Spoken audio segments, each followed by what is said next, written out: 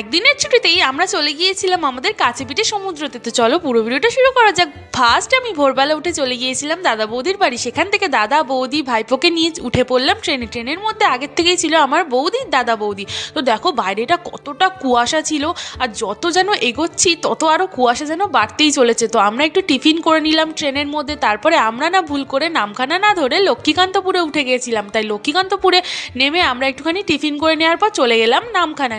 তো স্টেশনে নেমেই সামনেই দেখতে পাবে টোটোওয়ালারা দাঁড়িয়ে রয়েছে তোমাদেরকে লোকেশনে নিয়ে যাওয়ার জন্য। হ্যাঁ, আমি গিয়েছিলাম বকখালি। আমাদের বাড়ি থেকে এই সমুদ্র সৈকতটা অনেকটাই কাছে। তো দেখো ব্রিজটা কতটা সুন্দর। আমরা পৌঁছে গিয়েছিলাম বকখালি। তো ড্রেস চেঞ্জ করে চলে গেলাম সমুদ্রে। ঠান্ডা তো কী হয়েছে, সমুদ্রে এনজয় করবো না? আমরা ভেবেছিলাম একদিনে হয়তো এত আনন্দ করতে পারবো না, কিন্তু প্রচুর আনন্দ করতে পেরেছি। তো নেক্সট ভিডিওতে থাকছে যে আমরা এইখান থেকে কতগুলো আইল্যান্ডে ঘুরতে গিয়েছিলাম। তো আজ এইটুকু, ততক্ষণ তোমরা সাবস্ক্রাইব করে নিও। হ্যাপি থাকো, বাই বাই।